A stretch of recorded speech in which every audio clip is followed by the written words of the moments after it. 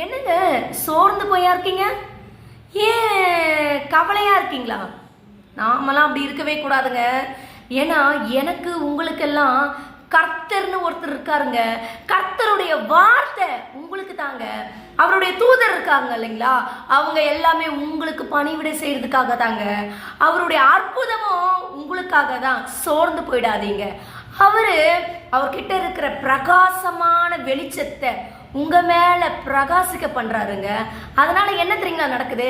உங்களை சுத்தி மற்றவர்களால எப்பேற்பட்டவங்க வேணா இருக்கலாங்க, இருளை உங்ககிட்ட அனுப்பிச்சிருப்பாங்க இல்லைங்களா, துக்கம் துயரம், மரணிச்சுக்கலாமா இறந்துடலாமா, அப்படியே மோசமான சிச்சுவேஷனு, மற்றவங்களோட வார்த்தை, அந்தகார கட்டுக்கள், இந்த மாதிரி இருள் சூழ்ந்த ஒரு வட்டத்துக்குள்ள இருக்கீங்களா? கவலையப்படாதீங்க. கர்த்தருடைய வார்த்தை இப்போ உங்களுக்கு கடந்து வருதுங்க. அந்த இருளெல்லாம் போய் நீங்க வெளிச்சத்துக்குள்ள பிரவேசிக்கிறீங்க. பிரகாசங்க உங்களை சுத்தி பிரகாசமா இருக்குதுங்க. அவரு இயேசு உங்ககிட்ட வாக்கு பண்றாருங்க. இருள் இனிமேல் உங்ககிட்ட இருக்காதுங்க. ஏன்னா அந்த இருளை போக்கி அவர் உங்களை பிரகாசிக்க வைக்கிற ஒளியா இருக்காருங்க.